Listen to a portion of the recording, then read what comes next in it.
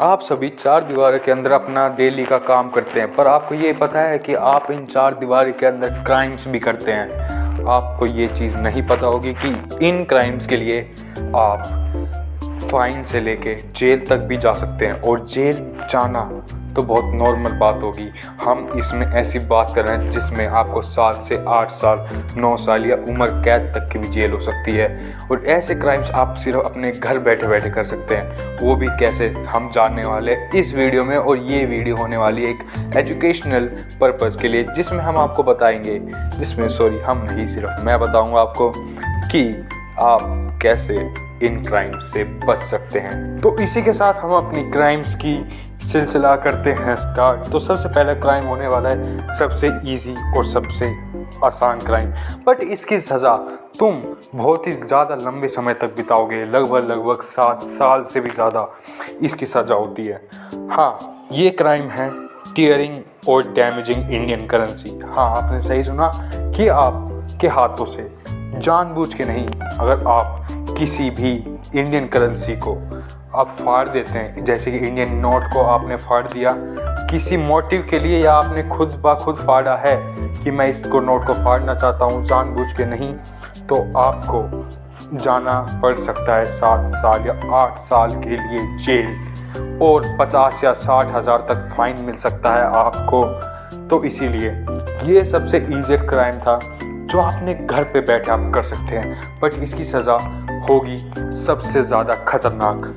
तो बढ़ते हैं हम अपनी अगली और सबसे अच्छी और सबसे मज़ेदार जो मुझे अभी तक लगी उस क्राइम की ओर, वो है डिजिटल डाउनलोडिंग ऑफ मूवीज़।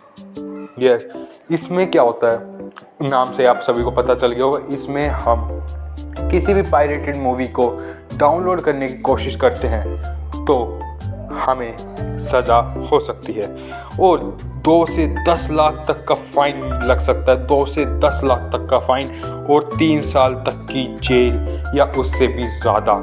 ये डिपेंड करता है कि आपने कौन सी मूवी या कितनी मूवीज़ पायरेटेड वेबसाइट से डाउनलोड की है या नहीं, या ये कहीं से चुराई है।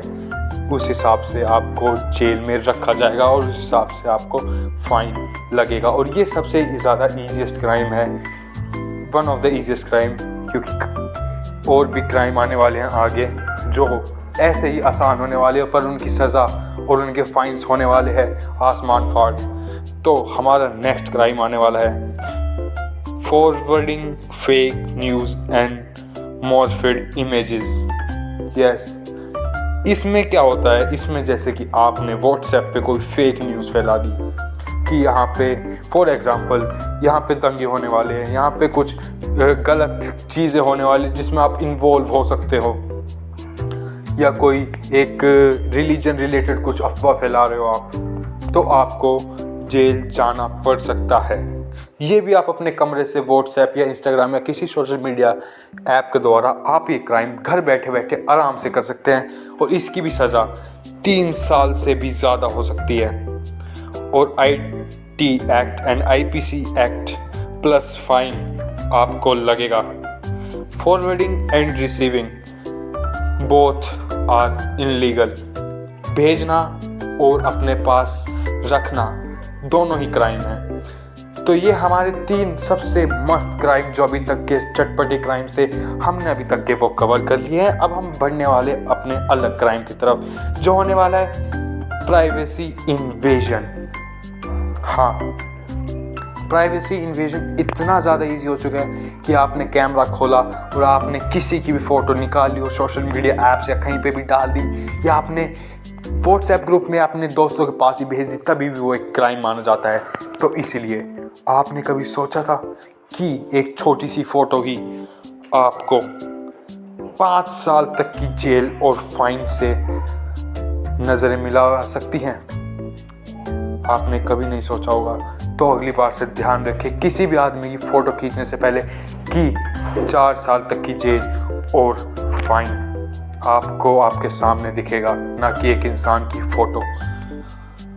तो ये भी एक मज़ेदार फैक्ट था। और हम बढ़ते अपने 5वें और भी ज़्यादा सीरियस और भी ज़्यादा खतरनाक क्राइम की तरफ, जो हम सिर्फ अपनी चार दीवारी के अंदर आराम से कहीं पे भी बैठे कर सकते हैं। ये है fake documents and fake IDs.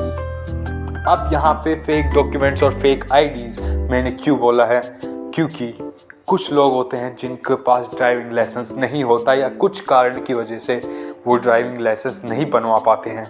जैसे कि कोई बांग्लादेशी व्यक्ति इंडिया में आके अपना फेक आईडी बनवा सकता है तो वो एक क्राइम है। हाँ, कोई भी बाहर का व्यक्ति फेक आके इंडिया में रहेगा, वो अपनी आईडीज बनवा सकता है, हम न्यूज़ में देखते हैं, वो एक जुर्म है। वो बनाने वाला आदमी एक जुर्म कर रहा है और वो सिर्फ एक छोटे से लैपटॉप के साथ, हाँ, एक छोटे से लैपटॉप के साथ ही एक कमरे में क्या, एक टेबल पे बैठे बैठे एक क्राइम कर सकता है और फेक आईडीज को छाप सकता है। और आपको इसके लिए 10 साल से भी ज़्यादा आपको इसमें सज़ा मिल सकती है। डिपेंड करता है कि आपने कितनी ज़्यादा फेक आईडीज बनाई है और आपका रिकॉर्ड कितना ख़राब है। इसमें फ़ाइन नहीं लगता है, बट आपको जेल बहुत ही ज़्यादा लंबी होती है और ये बहुत ही ज़्यादा खतरनाक और बहुत ही ज़्यादा डरावना होता है। इसलिए इस क्राइम पे आपको छूट नहीं मिलती है। और इसी क्राइम की तरह एक और क्राइम है जो बहुत ज़्यादा सिमिलर लगेगा, बट इनका लेवल धीरे धीरे बढ़ता जा रहा है, जो है cyber crime and from bedroom. हाँ, ऑनलाइन स्कैम्स और ऑनलाइन डिजिटल हैकिंग, ये सभी चीज़ें बहुत ज़्यादा कॉमन हो चुकी है। इन चीज़ों को एक आदमी लैपटॉप या फ़ोन के साथ कमरे में क्या, एक टेबल से क्या, सिर्फ अपने हाथों की उंगलियों से ये चीज़ कर सकता है। उसको एक कमरा भी नहीं चाहिए, बस उसको इतनी जगह चाहिए कि वो अपना हाथ चला सके अपने फ़ोन पे, और इससे आपके बैंक में क्या, आपकी आईडीज़ में क्या, आपके डॉक्यूमेंट्स में सब में झांक सकता है और आपकी सारी डिजिटल चीज़ें को उठा सकता है। और इस क्राइम के लिए ज़्यादा हैवी फाइन, हम ये पता भी नहीं है कितना फ़ाइन ऑफिशियली बताया गया कि कितना फ़ाइन लग सकता है, कितना फ़ाइन नहीं, बट इतना ज़्यादा होगा कि आप सोच नहीं सकते, क्योंकि वो आदमी करोड़ों का चोरी का माल लेके बैठा हो सकता है, या कुछ और भी बड़ा क्राइम, किसी प्राइम मिनिस्टर या किसी और की डिजिटल हैकिंग कर सकता है वो आदमी। तो इतने बड़े क्राइम के लिए उसको छोटी मोटी सज़ा नहीं मिल सकती, तो 10 साल से भी ज़्यादा और या उम्र कैद इसमें दी जा सकती है। बाय चांस हो सकता है उम्र कैद दी जाए, डिपेंड्स ऑन द क्राइम, कितना हाईएस्ट लेवल पे था वो मेजर किया जाता है, वो जुडिशरी मेजर करती है, उसके हिसाब से क्राइम दिया जाता है। बट 7 से 10 साल तो फिक्स ही मान लीजिए आप सभी लोग। जो भी ये क्राइम कर रहा है, मेरी वीडियोस देख रहा है, तो छोड़ दो अभी, या मेरा अकाउंट हैक मत करना, माफ़ी।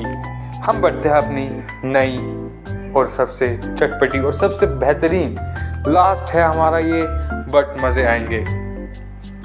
स्टोरिंग और sharing band in legal content. कुछ ऐसी चीज़ें जो देशों में बैन होती है, बट आप तभी भी उनको चलाते हो।